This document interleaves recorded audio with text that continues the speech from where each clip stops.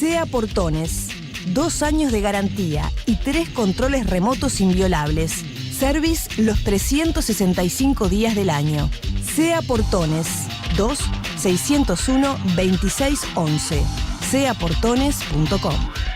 Te estamos poniendo la mañana en camino. Con mucho gusto vamos a recibir a Fernando Amado, el diputado del Partido Colorado y que acaba de lanzar su candidatura a la presidencia de la República, bueno, tal cual había sido anunciado ya hace rato. Hola Fernando, buen día, bienvenido. Buen día, Ale. Muchas gracias por la invitación. Bueno, ¿cómo estuvo este lanzamiento? Peculiar, ¿no? Con alguna... Sí. La verdad que muy contento. O sea, muy contento, no es un cliché, ¿no? Sino que realmente muy contento por haber logrado cristalizar algo que a priori realmente era un desafío, ¿no? Porque no nos planteamos una instancia de lanzamiento tradicional. No por ser rupturistas per se, ¿no? Sino porque realmente venimos cultivando hace años, y los que nos conocen, y acá hemos estado muchas veces por suerte, así que saben, digamos, de nuestra prédica, a veces no comprendida o incomprendida o no compartida, de generar puente, de tratar de salir de esa suerte de bipolaridad instalada en el Uruguay, en el sistema político, y muchas veces que es analizada además de esa manera, ¿no? Como que, bueno, gobierno, oposición, como cosas, digamos, cerradas a cal y canto, ¿no? Yo soy de los que cree, y ya lo he dicho muchas veces, la oposición en realidad es algo bastante diversa, tiene varias expresiones distintas, no hay una oposición uniforme, sino varias oposiciones. Entonces, nosotros un poco apostamos justamente a la gestualidad y a la acumulación de todos estos años de gestos, de una prédica en ese sentido, que permitió que muchos de los que fueron superaran, si querés, la barrera o el obstáculo muchas veces presente de decir, voy a esto y no me van a entender porque estoy acá, o etcétera, etcétera. Y me refiero, yo sé, desde el presidente del PIT-CNT, que igual tiene una investidura institucional que le permite asistir y explicar con razonable solvencia por qué fue, pero en realidad no solo fue, sino fue a decir lo importante que era que naciera una opción política como la que estaban haciendo, por la vinculación que ha ido, digamos, generando y ha ido cultivando a través de todos estos años con el sindicalismo. Lo mismo pasó con Garcés, vinculado a el vínculo con la academia y con los intelectuales, con Liliana Brasinca, vinculado a nuestro compromiso con determinadas causas sociales, feministas, despenalización del aborto, agenda de nuevos derechos, derechos humanos, y Gonzalo Mujica, el exdiputado Gonzalo Mujica, un poco, digamos, porque me conoce desde que entré al Parlamento y sabe de mi obsesión con el vallismo, porque era de las cosas que hablábamos desde que nos empezamos a conocer allá por el 2010, también, digamos, tenía para decir, por un lado, eso, ¿no? O sea, la obsesión mía porque el Partido Colorado vuelva a recuperar con salud, digamos, ¿no? Su bandera ballistas. Y por otro lado, también Gonzalo Mujica, digo, ve, más allá de que no adhiere ni a mi candidatura, ni a mi sector, ni a mi partido, ve que puede ser una buena opción de contribución para una cantidad de gente que de repente, como él, se ha ido alejando del Frente Amplio y bueno, está buscando opciones en las cuales creer. Pero además, la apuesta a que vaya gente de la cultura o gente de la música. Eduardo Larbanois, que también, por eso, es una figura, digo, muy claramente identificada con el Frente Amplio y con el Partido Comunista, ¿no? Entonces, para mí era muy importante. Me parece que más que con el MPP que con el Partido Comunista. No, ese es Carrero. Digamos, uno está con el MPP y el otro con el Partido Comunista. En el caso de Larbanois es Partido Comunista. Carrero, Mario, es MPP. Que haya ido Gonzalo Camarota, por poner un ejemplo de un humorista, conductor radial, etcétera. Sí, claro. Que también ha sido notorio, digamos, su vinculación más con el Frente Amplio, ¿no? Si bien no tiene ninguna militancia, ¿no?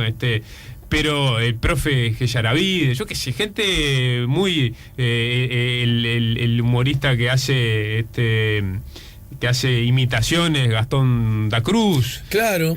O sea, para mí era muy importante, gente del gobierno, fue gente del gobierno y del frente, ¿no? O sea, fue gente del gobierno, fue el prosecretario de la presidencia Roballo, fue Ferreri, es decir, eso me pareció el viceministro de Economía. El viceministro de Economía, fue Víctor Baillant. Para mí era muy importante que fuera Víctor, porque en algún sentido Víctor siente que yo estoy dando batallas que él dio en otro momento, en otras circunstancias, y que bueno, él tuvo, como me dijo cuando fue, espero que tengas mejor suerte que yo, ¿no? Y cree que puedo tener mejor suerte por distintas coyunturas y circunstancias políticas que hacen de que su batalla en aquel momento era realmente muy difícil, porque era un partido de poder, con figuras políticas, con mucho poder político y con mucho poder electoral.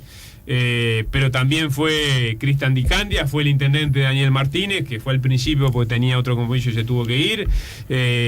Fue el Pacha Sánchez, con el cual he generado una relación de mucha confianza y de caballerosidad y de respeto recíproco en el Parlamento. Pablo Adala, con el cual lo mismo que con el Pacha. ¿El único blanco? El único blanco, invité a todos, es decir, invité a todos, invité a la calle Pou, que tuve la oportunidad incluso de justamente en una situación que nos encontramos y estuvimos conversando bastante rato, ya hace un tiempo, de decirle que iba a hacer esto y que la verdad era importante para mí que fuera. Después lo invité, le mandé la invitación, y después también le mandé la invitación en los medios virtuales que tenemos hoy, y que él agradeció, incluso me deseó suerte. Pero no fue. Larrañaga tuvo digamos una respuesta muy afectuosa. No podía ir porque está en el exterior del país, pero compartía la tónica, según sus palabras, ¿no?, del evento que estaba haciendo. Y Verónica Alonso también la invité, y el problema es que Verónica llegaba ese mismo día de tardecita de un viaje que había hecho para participar de unos foros, creo que en Rusia fue o algo así. Entonces invité, sí, buscando lugar para el mundial, no sé, andás a ver, no, creo que tenía que ver tema de corrupción y eso, pero también invité a Pablo Mieres. Pablo, la verdad, lo digo con honestidad, me sorprendió que no quisiera participar. Yo con Pablo tengo excelente relación. ¿Por qué te dijo? No. Él sostiene que no quiere meterse en la interna de otros partidos, y la verdad a mí me parece que no era eso, ¿no? También, a ver, nadie tiene obligación de ir, por supuesto. No, meterse en la interna de otros partidos no está bien. No, pero yo no asumía que eso era meterse. ¿Aceptar una invitación de alguien de otro partido? Claro, no creo que por participar de ese evento. ¿Y de tu partido quiénes estaban? Bueno, de mi partido fue el ex prosecretario en el último gobierno colorado, Leonardo Costa. Fue también Oscar Brum, que es un abogado que fue su secretario del Ministerio de Vivienda en el último gobierno colorado. ¿Habías invitado a quiénes? Bueno, yo invité a todos los legisladores, obviamente, del partido, a las autoridades partidarias. Fue el secretario general del Partido Colorado, el diputado Adrián Peña. También fueron algunos integrantes del Comité Ejecutivo Nacional del Partido Colorado, Felipe Schipani, por ejemplo, que también es asesor letrado en la Corte Electoral. Fueron Maxi Campo, otros compañeros que están en el Comité Ejecutivo Nacional del Partido. Fue también Yamandu Fau. Estaba sentado al lado tuyo, ¿no? Sí, yo tengo una muy buena relación de amistad con Yamandu. Es de esos veteranos que uno, yo por lo menos he elegido veteranos con los cuales he generado una relación de amistad, ¿no?, que va más allá de lo político, ¿no? En este caso tenemos también coincidencia política, no solo de estar en el mismo partido, sino que él es hijo de una tradición que yo admiro profundamente, que es la de la 99, ¿no? Con todos sus vaivenes, ¿no?, y con todas sus sus distintos momentos históricos que todos serán, digamos, discutibles, ¿no? Pero yo admiro sobre todo de la 99 ese talante humanista que siempre tuvo y que tuvieron siempre todos sus integrantes y que después, digamos, dispersa la 99 en todo el sistema político, ¿no? Porque tenés gente de la 99 en el Partido Independiente, Iván Posada, por ejemplo. Tenés en el Partido Nacional el diputado de Rocha, Alejo Umpierres. Tenés en el Partido Colorado, tenés en el Frente. Le aportan algo que tuvo ese magnífico herramienta política de la 99 que quizás Selmán Michelini y después Hugo Batalla fueron los que lograron contagiar esa cosa de la necesidad de afecto societatis en esas organizaciones políticas, que más allá de las diferencias políticas, a veces pueden ser muy duras, tiene una magia particular. Entonces estaba Yamandu Fau y bueno, estaba el expresidente Julio María Sanguinetti, con el cual es notorio que hemos tenido muchas diferencias a lo largo del tiempo. Lo dijo, ¿no? Lo dijo, y que lo asume él y lo asumo yo, y me parece que es algo importante que lo asuma así Sanguinetti, con total naturalidad, y digamos, él creo que dijo algo así como que él está para aportar y está para ser soldado de la unidad, ¿no? Y a ver, es claro que hemos tenido diferencias, es claro que las diferencias van a seguir existiendo, ¿no? Es decir, todas las diferencias y todas, si querés, los conceptos que yo he vertido en el tiempo pasado, crítico y autocrítico del partido, que incluye obviamente como figura principal del partido en esa autocrítica al doctor Sanguinetti, como incluía al doctor Jorge Valle, sí. O sea, siguen tan vigentes como ayer, ¿no? Ahora, él siente la responsabilidad en un momento de dificultad del Partido Colorado, o sea, estar por arriba de todo ese tipo de cosas y sobre todo tratar de empujar, porque lo que nos ocupa a los dos, nos preocupa, pero nos ocupa a los dos es el Partido Colorado, o sea, ese gran paraguas en el cual estamos los dos.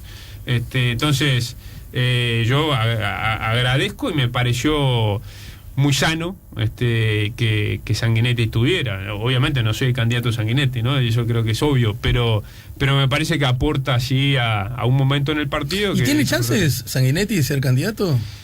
Yo pienso que, o sea, chances seguramente tiene. Es decir, porque Sanguinetti, digamos, es una figura muy presente en el Partido Colorado. Es el último gran patriarca, de mi punto de vista, del partido, ¿no? Y digamos, hasta en estos últimos meses ha tenido, digamos, como una especie de visibilidad bastante reforzada en muchas cosas, producto, yo creo, de la ausencia de referencias coloradas también, ¿no? Y por eso también nosotros arrancamos tan temprano, porque lo que precisa el Partido Colorado en un momento histórico en el cual se quedó sin referencias políticas de peso, o por lo menos aspirante a liderazgos, necesita empezar mucho antes, porque tiene que llegar dentro de 2 años, en octubre del 2019, para presentar a la ciudadanía, y unos meses antes en la interna, quiénes son los pretendientes a liderar el partido, y esos pretendientes qué piensan hacer con el partido si logran concretar, digamos, esa aspiración de liderar el partido. Entonces, creo que Sanguinetti también sintió la necesidad de ocupar un espacio que quedaba absolutamente vacío, y que, bueno, él encuentra cualquier excusa de escribir libros o lo que sea, ¿no?, para terminar hablando del Partido Colorado. Y eso, o sea, me parece sano. No me parecería positivo, por supuesto. Él lo sabe, y creo que cualquiera que me conozca o más o menos haya seguido mi carrera política lo sabe. No me parecería para nada sano que fuera candidato. ¿Por la edad? Por todo. O sea, porque es un ciclo terminado, en el sentido del político activo candidato, porque sería Sanguinetti, creo que en términos generales se puede estar, digamos, de acuerdo o muy en desacuerdo con muchas de las cosas que dice, que sostiene y que hace y que defiende, ¿no? De hecho, una de las cosas que a mí me diferencia es algunas cosas que defiende digamos, de formas de hacer política de gente de su entorno en determinados momentos, y que lo defienda a capa y espada. Yo celebro la honestidad intelectual de, con naturalidad, defenderlo, y me permito discrepar, ¿no? Lo que sí creo que sería, Lo que sí creo que Sanguinetti, algo que no lo caracteriza es la incoherencia, ¿no? Es decir, no es así como te digo una cosa, te digo la otra. Podés estar de acuerdo o brutalmente en desacuerdo, pero no es un tipo que vos digas es incoherente o un día me dice una cosa y otro día me dice otra. Y él viene sosteniendo hace una década de que no va a volver a ser candidato. Y de hecho en su relato, cuando justifica una y otra vez de que no va a ser candidato, dice: yo desde que salí en la segunda presidencia dije que no iba a ser más candidato, ¿no? Y hace pocos días, cuando Mujica, el expresidente Mujica, un poco lo bromea, lo asusó, la respuesta fue clara, ¿no? O sea, me está usando de pretexto, porque él quiere ser candidato, ¿no? Y yo no corro, tengo 81, en su momento tendría 83, 84, entraríamos en el libro Guinness, dijo, un poco bromeando. O sea, a mí me parece que es una posibilidad que no es posible, ¿no? Haciendo juego de palabras, pero no tengo problema de decir con claridad de que si existiera esa posibilidad y se concretara, creo que no sería positivo. Vamos a una breve pausa y al regreso me quedé pensando en algo que dijiste usando el ejemplo del presidente del PCRT, Fernando Pereira. Él de pronto deberá explicar por qué, y en realidad me quedé pensando que quizás es al revés, ¿no? Fernando Pereira, bueno, primero porque los dirigentes sindicales en nuestro país son tipos sólidos, ¿no? En general no los agarras mal parados, nunca, y cuando dicen algo, entonces, y además están acostumbrados a que les hagan preguntas, y en general muchas veces las preguntas son un tanto incómodas. Sin embargo, no creo que haya como una especie de paleta de reproches a esa actitud, la de él. Sí, creo que el que tiene que dar explicaciones sos vos. Bueno, ¿y qué haces vos invitando a estos comunistas, tupamaros, surdelis? ¿Qué haces vos en realidad con todo eso? ¿Acaso no te das cuenta que nosotros somos otra cosa? ¿Qué haces vos invitando a esa gente?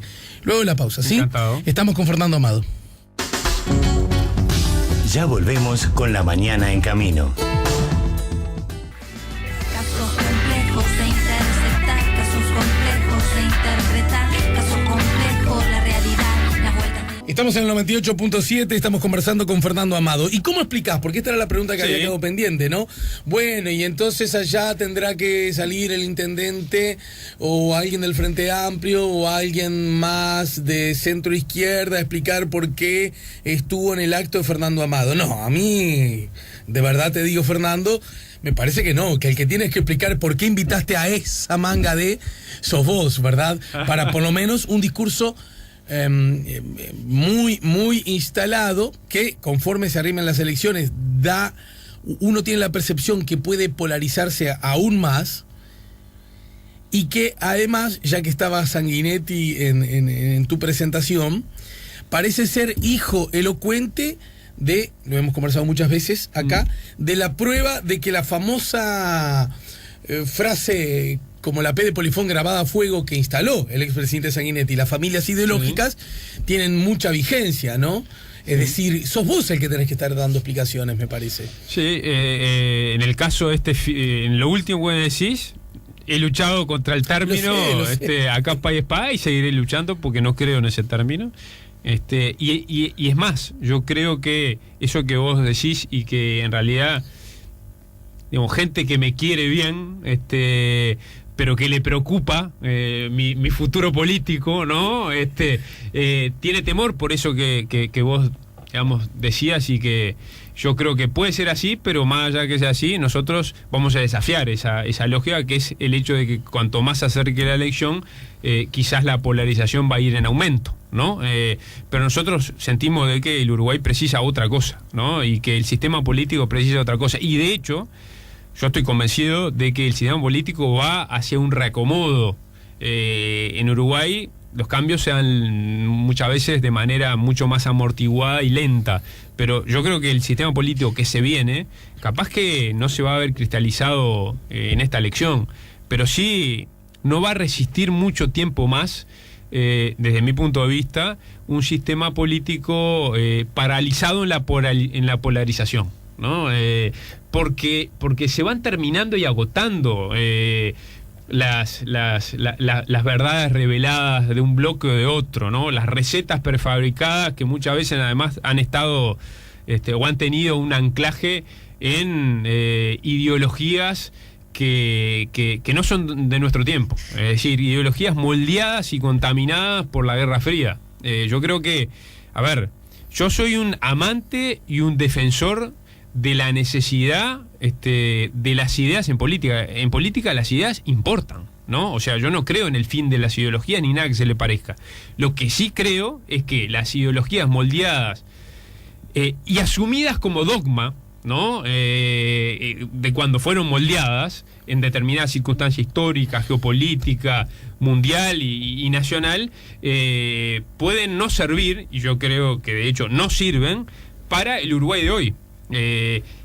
La virtud o el talento es captar la esencia de esas ideologías, la esencia misma de esas ideologías, y, digamos, no es ayornarlas, es llevarlas a el Uruguay de hoy y, digamos, muchas veces, para defender la esencia misma de las cosas en las que uno cree, uno tiene que cambiar para seguir defendiendo las mismas cosas, ¿no? Es la historia de los partidos, de los seres humanos, y no hay que tener miedo a cambiar. Entonces, eso por un lado. Por otro, la explicación, ¿no? Es decir, yo soy ballista no de Jorge Valle. Jorge Valle planteó un paradigma de vallismo que fue a contrapelo y, en cierta manera, casi una antítesis, ¿no?, de lo que había sido la plataforma del vallismo histórico o primigenio de Valle Ordóñez e incluso de su padre, Luis Valle Verdes. Cuando Jorge Valle asume el liderazgo de la lista 15, muerto su padre, yo creo que con enorme coraje, Jorge Valle plantea una revisión de eso y plantea un paradigma vallista distinto. Bueno, yo soy admirador y comulgo, más allá de que la palabra tiene poco de laico, ¿no? Comulgo con el vallismo histórico, no con el de Jorge Valle.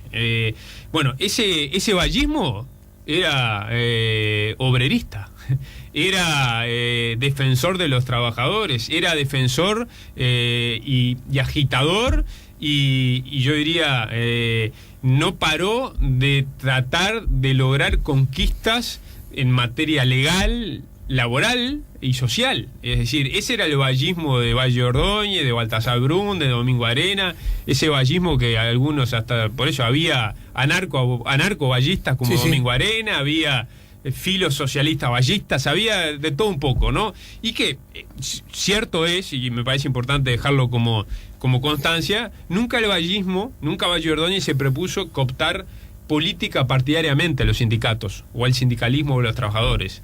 Hay corrientes que sí, o sea, obviamente hay corrientes neomarxistas, ¿no?, que tienen como táctica, ¿no?, el hecho de decir, bueno, una de las formas de librar nuestra batalla política es justamente penetrando distintas organizaciones sociales y dando la batalla de todas ellas, desde el punto de vista político, ¿no? Nosotros no tenemos esa concepción, porque somos hijos de ese vallismo histórico.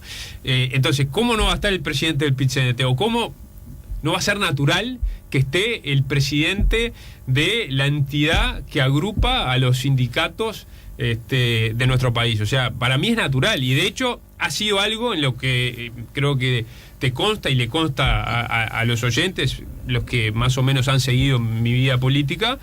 Yo he ido haciendo un esfuerzo muy grande en cambiar la lógica de relacionamiento desde el Partido Colorado con el sindicalismo, por ejemplo. Yo he ido todos los 1 de mayo, puedo estar de acuerdo o no con algunas cosas que se dicen el 1 de mayo, muchas veces he estado de acuerdo, sobre todo cuando se refiere a defensa de temas que tienen que ver con temas laborales, con defender al más débil, con mejorar las condiciones de trabajo. No he estado de acuerdo cuando caen en las consignas típicas de Yankee Go Home y todo eso, porque me parece que es para la tribuna. No he estado de acuerdo cuando defienden a capa y espada algunos personajes políticos continentales, caso Maduro, por ejemplo, ¿no? Digo, no, en eso no estamos de acuerdo, no coincidimos, pero sí coincidimos en todo lo otro. Entonces, y además, desde la Comisión de Legislación del Trabajo, que muchas veces tiene poca prensa, sí, pero que trabaja mucho y que los sindicalistas y el PIT-CNT semana por medio los estamos recibiendo por el problema en una curtiembre en Canelones, por un tambo en no sé dónde, por todas las actividades productivas del país. Saben de mi compromiso, que no es un compromiso servil, ¿no? De decir, bueno, como viene de ahí, apoyo todo. No, saben de mi compromiso pensante y mi compromiso de que saben de que estoy de ese lugar de defender al más débil, y estoy para ayudar también a muchas veces mejorar proyectos que ha presentado el PIT-CNT.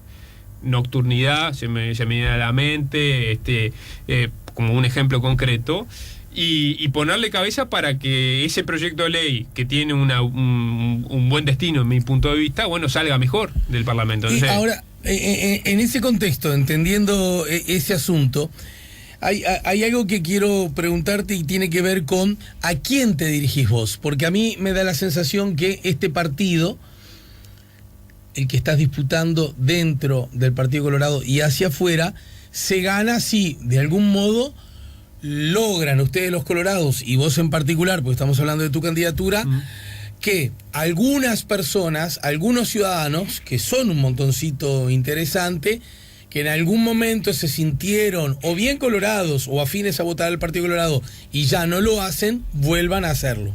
¿Estamos de acuerdo? Sí. O sea, votaban al Partido Colorado, yo creo que más bien eran más vallistas que colorados, pero sentían que el vallismo estaba ahí, y después lo que sintieron es que no estaba más ahí. Bien. Entonces, naturalmente, emigraron y han votado, yo creo que con total naturalidad, y yo diría coherencia, sí, ¿no? Opciones dentro del Frente Amplio. Exacto, justamente a eso voy a ir. También para no engañarnos y que el razonamiento se apoye en bases falsas.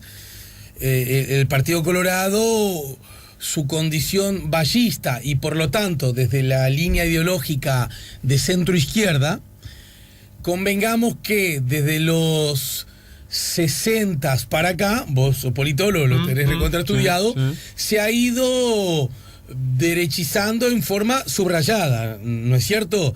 Las opciones más de centro derecha, con tintes autoritarios, seguramente motivados por la guerrilla y muchos otros contextos internacionales, lógicas bipolares de la que hablabas, alimentaron todo eso al punto tal que la recuperación democrática, si bien tiene a un Sanguinetti liberal políticamente hablando, bueno, también tenía sectores importantes más bien conservadores y de derecha, ¿sí? Sí, el Partido Colorado, yo lo que creo es lo que creo haciendo el análisis, ¿no? Es decir, no es una talenteada, ¿no? Sino que me ha interesado entender todo ese proceso. El Partido Colorado, a ver, si en el 71, ¿no? Gana Juan María Bordaberry, que era el pichón, digamos, ¿no? De Jorge Pacheco Areco. Sí, el pichón gris, porque como estaba... Por supuesto, digamos, estaba en la reelección, capaz que seguía él, ¿no? Bueno, no podías meter a uno muy brillante, ¿no? Ahí va, toda esa realidad. Pero la realidad es que en esa elección lo que triunfó fue la derecha colorada. Sí, claro. ¿No? Digo, y realmente sacó una torta de votos. O sea, realmente, digo, habla también de un contexto histórico en donde a las lógicas esas internacionales, pero que también estaban en el Uruguay, de Guerra Fría, etcétera, bueno, llevaron a esa realidad. Entonces, ahí tenía, fíjate, por eso ya, y además es el primer momento en el cual hay una decisión fuerte de dirigentes de enorme peso, vallistas, porque se sienten asfixiados en ese partido. Claro. Selman Michelini, Álvaro Bayo, Hugo Batalla, la 99, digamos, para fundar otra cosa, ¿no? Porque sentían realmente que el Partido Colorado ya no tenía espacio para ellos, ¿no? Entonces, después viene la dictadura. A la salida de la dictadura, yo creo que, Julio María Sanguinetti, notoriamente, con Tarigo en la primera instancia, después en el 94 con Batalla, intentó,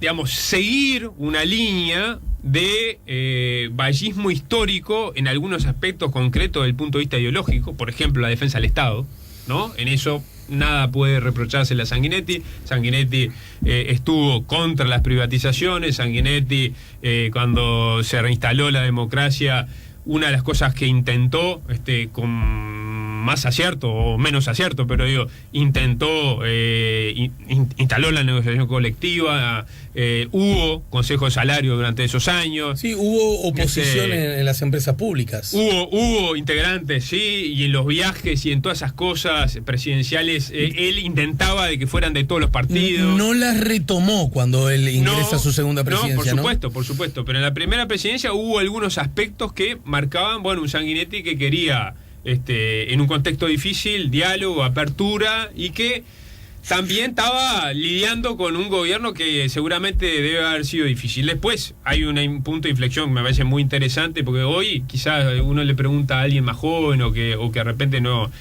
está tan interesado en saber el detalle de la historia del Partido Colorado reciente, etcétera, y capaz que te dicen Sanguinetti lo mismo que Jorge Valle, ¿no? Porque la foto de los últimos tiempos era esa, o sea que casi que Sanguinetti y Jorge Valle no tenían diferencias, pero tuvieron diferencias enormes, brutales, ¿no? O sea, eran paradigmas distintos. De hecho, bueno, Jorge Valle acompañó a Luis Alberto Lacalle en su propuesta de privatización de empresas públicas, y del otro lado estaba Sereñi, estaba el Frente Amplio, estaba el PIT-CNT, los movimientos sindicales y Julio María Sanguinetti, ¿no? Uh-huh. Y el Foro Vallista, ¿no? Entonces, después, en el 94, notoriamente, Jorge Valle era una propuesta, llamarle neoliberal, liberal clásica, con una visión, digamos, con bastante, no digo desprecio, pero con una mirada minimalista del Estado, ¿no? Más parecida a un enfoque realista, y sin embargo, la de Sanguinetti era otra, ¿no? Y de hecho, en su gobierno hay dos cosas muy concretas, tres cosas, diría, concretas que me parecen interesantes rescatar. Entre esa derechización que se iba, digamos, acumulando en el tiempo, también igual había reflejos vallistas, ¿no? O sea, el reflejo de una reforma educativa que, a contrapelo de lo que pasaba en el continente, que iba rumbo a la privatización de la educación, sí, al sistema de voucher, todo eso, y a contrapelo de lo que te decía el Fondo Monetario, el Banco Mundial, que eran los que iban a dar la plata para la reforma, dijo, no, esto es reforma de la educación pública, apuesta a la educación pública, con todas las dificultades y con la figura polémica de Rama por su carácter, pero en realidad una apuesta a la educación pública.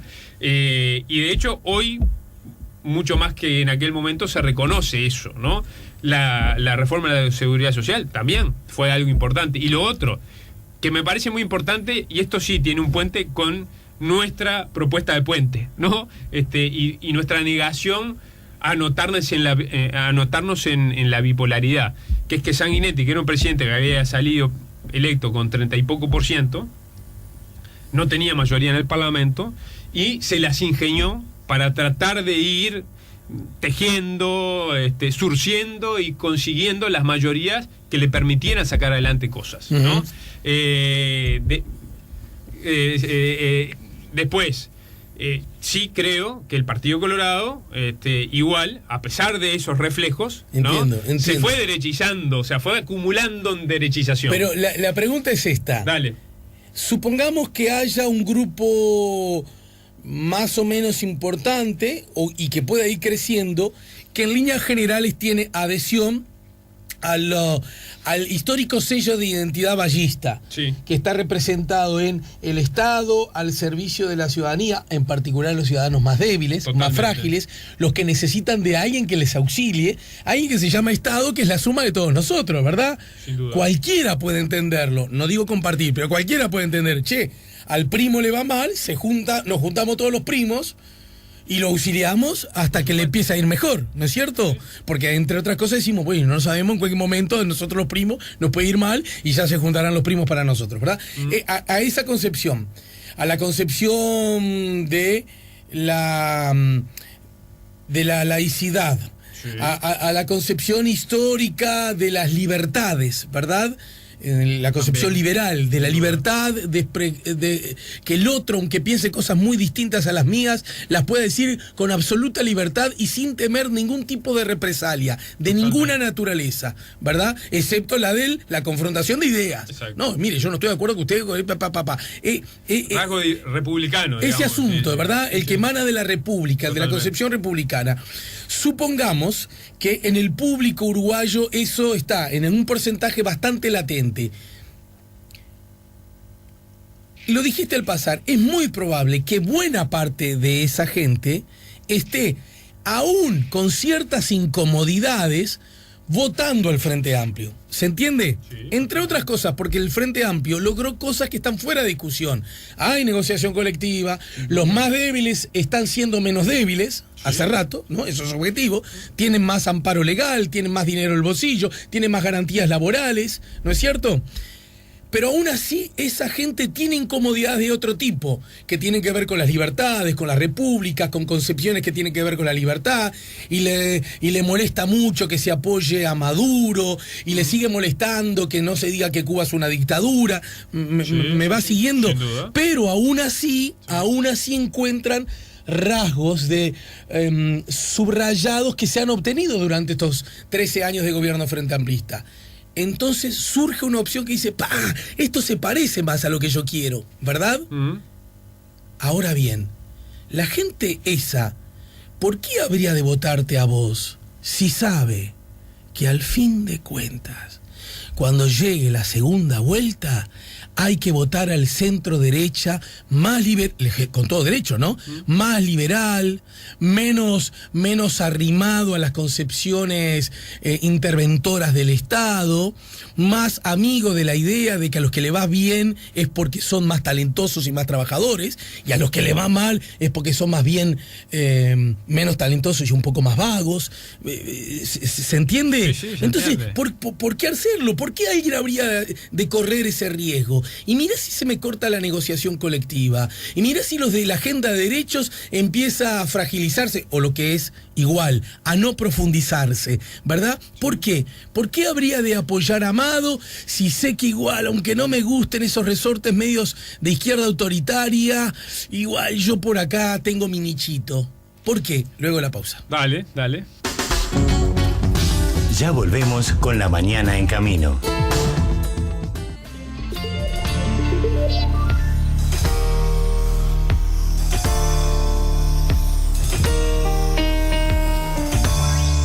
Con Fernando Amado, entonces habíamos dejado la pregunta pendiente. Fernando, ¿y por qué alguien que de alguna manera tiene esa matriz, ese, ahora que se usa tanto el término, ADN ballista, ¿verdad? ¿Por qué vería estímulos en seguirte a ti cuando, en definitiva, sabe que en una segunda vuelta, loco, van a acordar con... Y todo esto es jugando, es lo que nadie se moleste, por favor. Con la calle Pou, que obviamente, aunque mande señales legítimas todas, corresponde histórica, ideológicamente, y como tiene que ser, porque las cosas se tienen que diferenciar, más a un centro derecha, ¿verdad? ¿Por qué? ¿Por qué habría de alguien decir, bueno, voy a ir con este, si sabe que va a terminar votando a alguien que se le parece poco? De eso se trata lo otro que decías, ¿no? De eso se trata el pluralismo democrático, ¿no? Y representativo, que, o sea, gente con distintas sensibilidades pueda sentirse representada en tradiciones políticas diferentes y en el Parlamento y en distintos lugares. Sí, claro. Pero yendo al hueso del tema, o sea, el juego que planteás, que a mí me parece muy estimulante, ¿no? Y muy, digamos, interesante para la reflexión y punzante, ¿no? Parte de un presupuesto que en el caso mío personal es equivocado. O sea, puedo entender de que se sostenga si a lo que se va es a la evidencia histórica de los últimos años, de las últimas décadas, en donde, digamos, el apoyo del Partido Colorado ha sido absolutamente instantáneo, ¿no? Hasta llegar al ridículo, que fue una de las razones de del final mío de la relación con Bordaberry, que ya venía muy cascoteada, de esa misma noche ir y subirse en el estrado con la calle Po y todo lo que ya sabemos. Pero eso entiendo que caiga perfectamente en el casillero del Colorado tradicional, que hace tiempos viene dando ese tipo de muestras. Pero ese sallo a mí no me calza, ¿no? Porque vengo recorriendo una tradición distinta para poner un ejemplo muy concreto y evidente. En la última elección yo no voté a la calle Pou. Es decir, no solo no voté a la calle Pou, sino que me reuní con Tabaré Vázquez, que era el candidato del Frente Amplio, en el medio de la primera vuelta y la segunda, y no solo eso, sino que no lo voté a Tabaré Vázquez porque dije, y lo dije públicamente en muchos lados, entusiastamente voté en blanco, porque ninguna de las dos me terminaban de seduciendo o conquistando, ¿no? Es decir, entonces, yo ya tengo antecedentes que validan, primero, una posición diferente, ¿no?, a la del resto del partido. ¿Eso quiere decir que es una posición diferente para marcar perfil? No. Notoriamente tiene una cantidad de gestualidades, de decisiones políticas, posturas políticas a lo largo de todos estos años que creo que demuestran una coherencia en el pensamiento. De hecho, o sea, yo acordé con el gobierno la rendición de cuentas, ¿no? Es decir, para poner un ejemplo, ¿no? Yo he mandado señales y he reflexionado contigo y en muchos lados de las similitudes que hay en determinadas áreas entre el vallismo y lo que ha sido la propuesta del Frente Amplio. Vos decías antes de ir al corte una cantidad de cosas que tú sabes bien porque lo he hecho en estos micrófonos. Yo no dejo de reconocer las cosas buenas que hizo el Frente Amplio. El Frente Amplio hizo muchas cosas buenas. Sí, estoy convencido de que falló en 3 áreas fundamentales. En la educación, estoy convencido que falló. Falló por lo chico y por lo grande. Es decir, yo creo que la discusión de la educación no puede ser el tema de las horas docentes, las elecciones de horas docentes o discusiones chicas que son importantes para la logística del sistema, pero yo creo que hay que levantar la mirada. Y en realidad de lo que se trata el problema de educación es de generar la educación necesaria. ¿Y qué educación le vamos a dar a nuestros niños y nietos y hijos para un mundo que se viene, que está lleno de falta y ausencia de certezas, y para que puedan, digamos, desarrollarse en un mundo laboral absolutamente distinto, que va a estar totalmente sacudido por la aplicación de las nuevas tecnologías y que va a dejar perimido una cantidad de trabajos, pero va a generar otros, ¿no? Entonces, va a depender de nuestra visión y de la educación que logremos con nuestra visión preparar a las nuevas generaciones, si nos subimos a el tren del desarrollo y las oportunidades para las generaciones que vienen, o si los condenamos a seguir en el subdesarrollo. El Frente Amplio también, sin duda, fracasó en la infraestructura. Y la infraestructura no es arreglar un puente, no es arreglar una ruta, no es ensanchar en alguna ruta un tercer carril para que pase algún auto cuando van camiones. O sea, la infraestructura fue un pilar angular del viejo vallismo. O sea, Valle Ordóñez se propuso pensar en grande y armar un país en grande. Y ahí la infraestructura fue fundamental también para moldear esa sociedad y ese pensamiento, digamos, de vos no precisás para ser un país grande mucho territorio, precisás pensar en grande. Sí. Bueno, eso el Frente Amplio también viene fracasando, o sea, empezó a no pensar más en grande, es decir, entró al gobierno pensando en grande. Por eso el primer gobierno de Vázquez fue un gobierno de muchas realizaciones, muchos cambios, y yo diría, o sea, cualquiera que haya pensado puede estar a favor o en contra de cosas que se hicieron, pero nadie puede negar que el Frente Amplio ingresa al gobierno y en el primer gobierno cumple con muchas de sus promesas electorales y genera grandes reformas estructurales, reforma tributaria, reforma de la salud, o sea, una cantidad de cosas.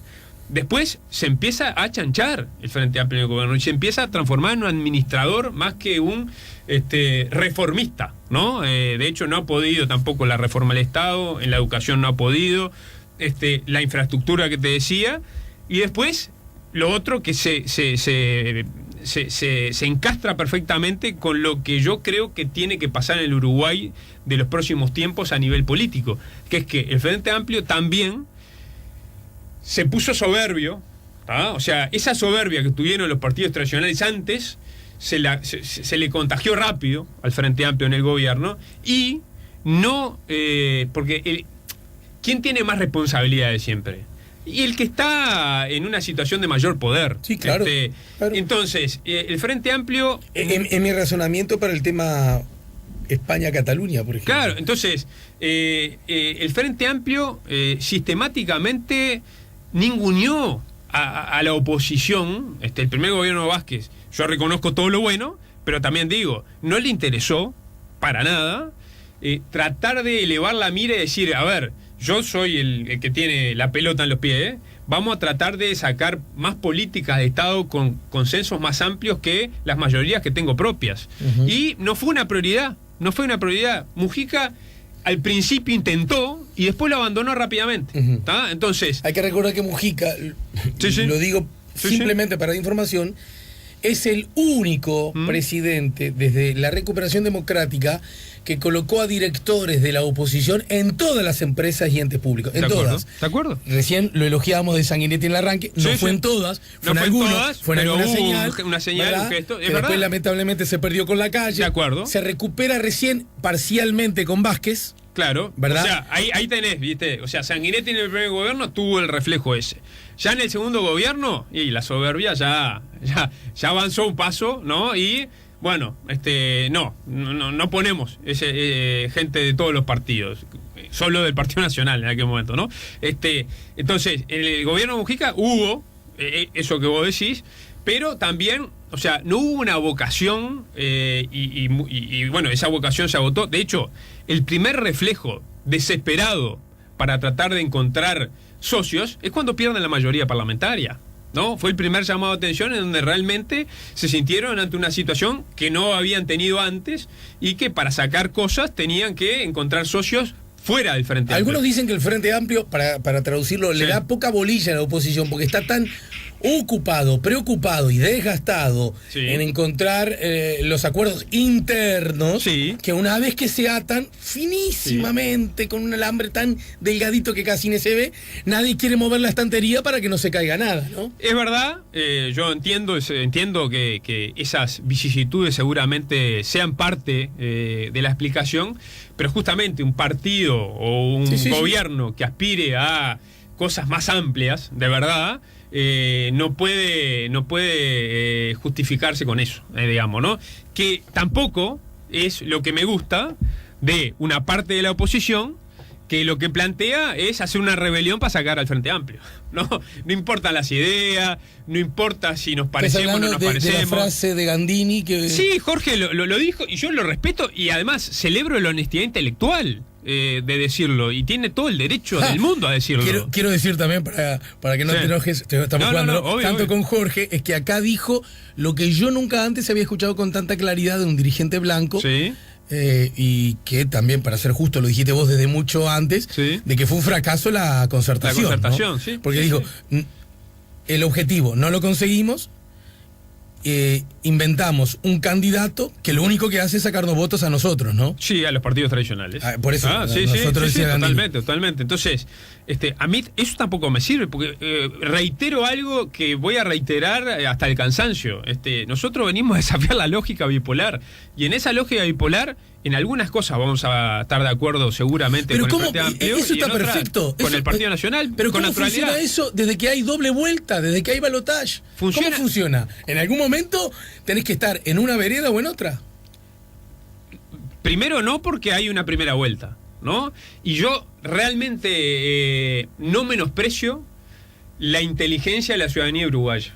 Es decir, la ciudadanía uruguaya, cuando vota, está pensando siempre en la necesidad de frenos, de contrafrenos, de amortiguaciones. En eso yo creo que la sociedad uruguaya, el votante uruguayo, tiene esa cosa ballista, ¿no? De querer tratar de partir el poder, ¿no? Y que haya posibilidad de balance, equilibrios.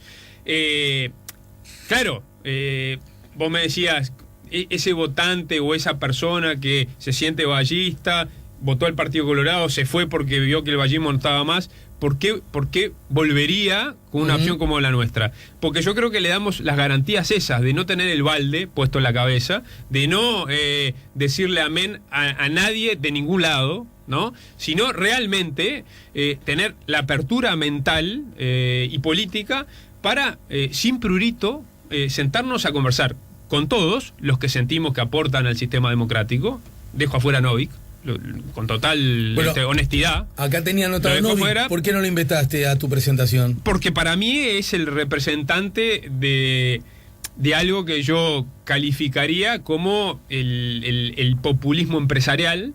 Yo no creo en los ricos que vienen a salvar países, no creo en eso. ¿Pero tenés algún problema con los ricos, digamos? No, con los ricos no. No creo en los ricos que vienen a salvar países. Creo en los partidos políticos que, a través de sus tradiciones y de sus cuadros políticos, tratan de administrar la cosa pública basados en sus ideologías y en lo que son los acentos de sus prioridades, ¿no? No creo. Estamos en un momento en donde la política está en el banquillo de los acusados, en donde los políticos no gozamos de buena salud. Ante esas situaciones, yo lo que creo es que la respuesta es más política y mejor política, pero yo creo que hay algo de ese cansancio con la política, primero, por actitudes necias, de decir, o sea, cuando yo veo que la oposición, y ahí me incluyo, ¿no? Me incluyo en esta parte que te digo, ¿no? Fue muy clara en condenar todo lo que ha tenido que ver con faltas éticas, morales, presuntas situaciones de irregularidad y de corrupción del vicepresidente, por ejemplo, Sendik, en su momento, ¿no? Y en ser muy crítico, y crítico en la mentira, ¿no? En lo del título, por ejemplo, que no importa si tiene título o no tiene título, si es licenciado o no es licenciado, claro. Sino en su actitud de, engañarnos permanentemente con el tema y no pedir disculpas, decir no lo tengo, etcétera, etcétera. Lo que no puedo entender es cómo después, cuando pasa con otro que no es del Frente Amplio, se tiene otra actitud, ¿no? O sea, cuando pasa con el Partido Nacional, cuando pasa con el intendente de Soriano, ¿no?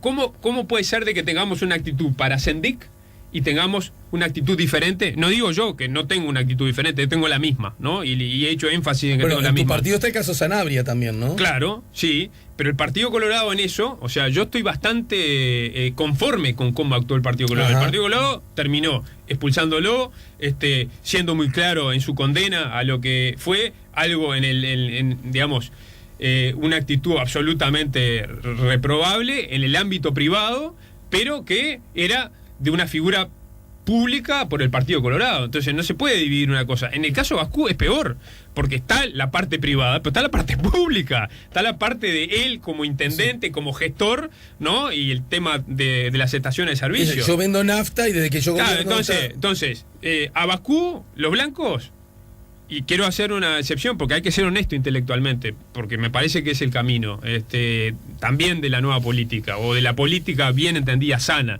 La calle Pou, yo creo que estuvo bien. Claro. La calle Pou fue claro, fue contundente, tuvo una actitud coherente, ¿no? Y habrá pensado, yo como después, digamos, soy crítico con el Frente Amplio en el tema de corrupción, si con los míos no soy tan crítico y tan claro como con el caso de Sendik o el que sea.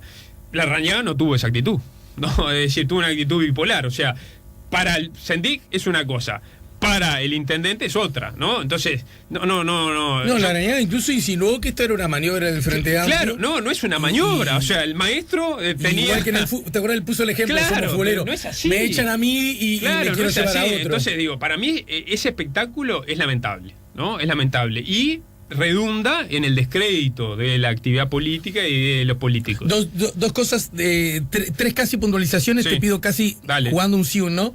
Ya está Juan Raúl con nosotros. A propósito, la solicitud, exigencia, reclamo, llamale como quieras, de la oposición, de parte de la oposición al gobierno, en el sentido de que le brinde más información acerca de la negociación con UPM. ¿Dónde te colocas tú en esa tensión que para algunos luce muy exagerada, hay confidencialidad, cualquiera puede entenderlo, y por otro lado, estás haciendo una inversión que va a implicar otros gobiernos, dame algo de información. ¿Dónde habría que colocarse según vos? Mirá, yo creo que el sistema político uruguayo, si tanto nos hinchamos el pecho y nos vanagloriamos de su solidez, de una cantidad de cosas, bueno, en este tipo de situaciones es cuando en realidad el gobierno no tendría que tener miedo, ¿no? Temor o lo que sea, de en la máxima de las reservas hablar con los partidos políticos para informarle de cómo viene la mano, ¿no? Es decir, la misma tónica que quizás hubo en momentos de la crisis del 2002, sí, en donde se confió en la madurez del sistema político y Jorge Valle no tuvo problema en llamar a Tabaré Vázquez y sabía que Tabaré Vázquez no iba a encender la pradera. El gobierno, ¿no?, está siendo un tanto, por eso, opaco de más, digamos. Y yo diría que opaco como posición transparente. Que realmente, o sea, yo no armo un escándalo del tema, pero me parece que habla de un gobierno que no hace honor a, digamos, el relacionamiento político institucional en estos temas que yo creo que tendría que tener el Uruguay y que podría tener el Uruguay. Si no somos capaces de lograr de que el sistema político en el sentido más fuerte pueda con naturalidad tratar estos temas que son importantes para el país y no importa el gobierno, con reserva, para poder tener la información y no politizar la discusión, y bueno, estamos jodidos.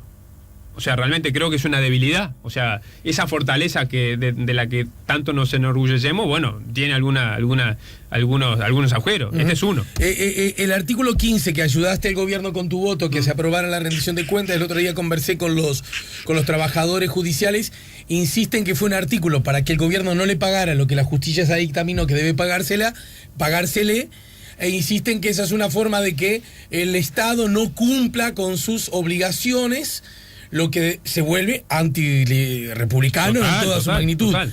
Vos, sin embargo, has insistido que en todo caso, en el peor de los hechos, es retrasar por un año. Sí.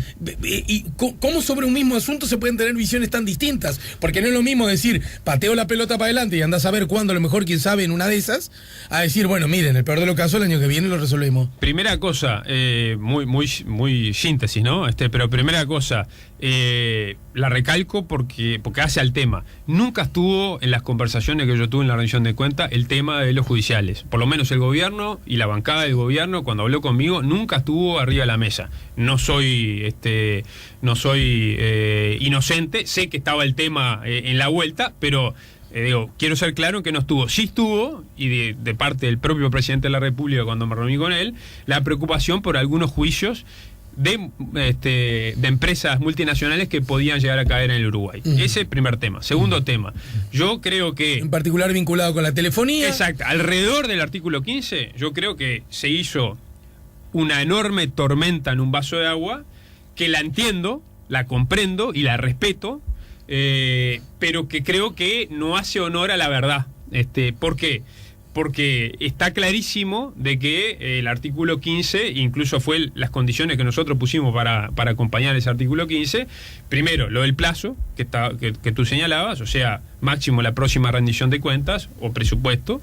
Está clarísimo, además, que eso nos interesó a nosotros, poner el tema de la cifra. ¿Por qué los 10 millones? Porque en realidad los judiciales hicieron todo el proceso lo hicieron de forma colectiva, pero pueden perfectamente, ya teniendo sentencia firme, etcétera, etcétera, descolgarse de lo colectivo e ir individualmente. Y ningún caso de ningún judicial supera los 10 millones, obviamente, y va individualmente. Entonces, para nosotros era una luz para que los judiciales recorrieran otro camino. Que no sé por qué no lo recorren, pero vaya ellos, ¿no? Sí. Entonces, es un tema que también entiendo de que genere este tipo de reacción, porque el Frente Amplio, sí es cierto, el gobierno del Frente Amplio, que yo no tengo nada que ver con eso, ha ido incumpliendo sistemáticamente. Yo no soy parte de eso, parte de ese incumplimiento. Entonces se ha acumulado la frustración de un gobierno que le ha ido tirando la pelota para adelante. Bien, y para terminar, volviendo a uno de los temas Dale. que te separan con el gobierno o con parte del gobierno, con parte del Frente Amplio, los estados de derecho, la legitimidad, democracias, calidad democráticas, autoritarismo, dictaduras. ¿Dónde estás con el caso Venezuela al día de hoy, vos? Venezuela fue una... O sea, yo siempre defendí... Lo digo porque parece ser en la interna de la política uruguaya un parteaguas, ¿no? Sí, obvio. Y es un parteaguas. Hoy es un parteaguas. Yo lo que nunca... me estoy contagiando de la religión, porque voy a decir de vuelta comulgar.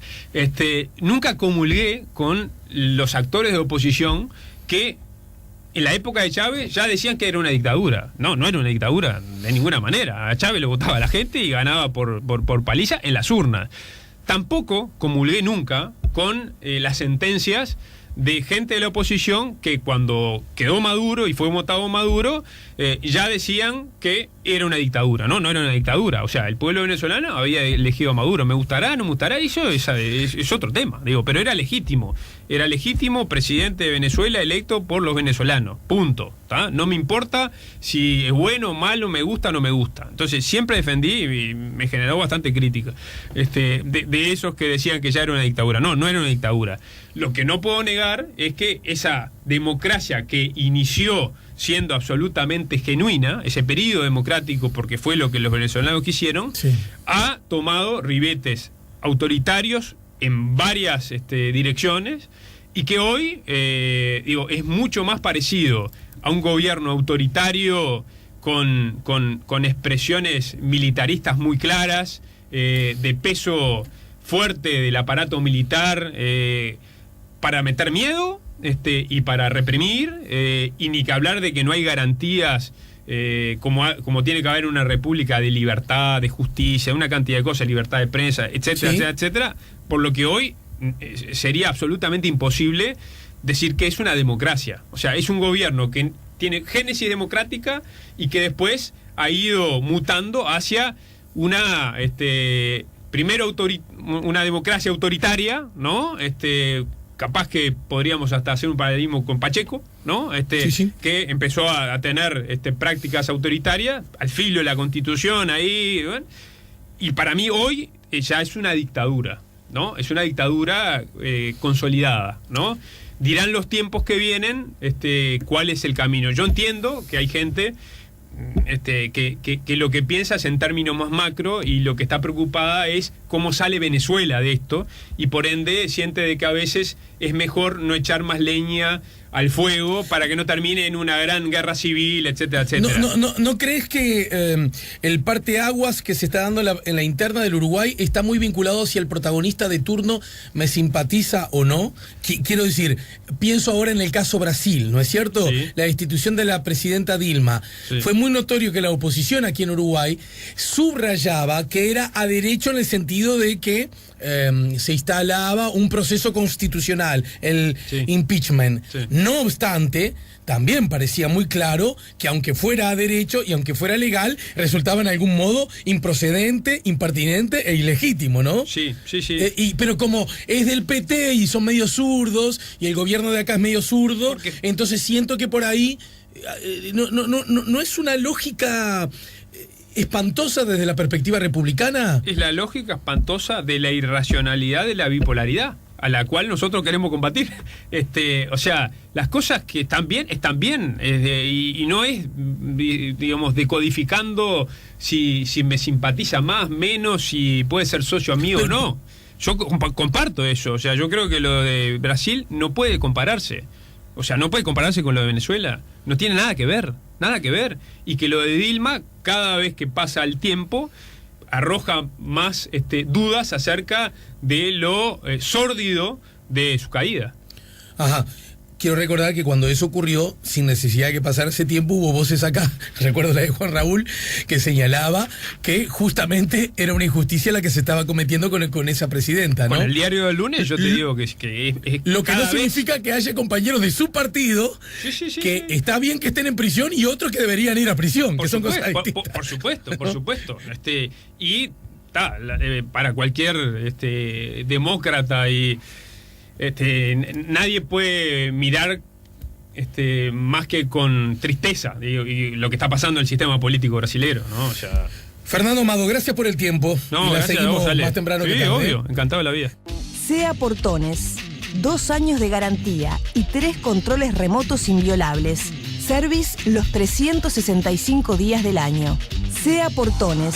2-601-2611. seaportones.com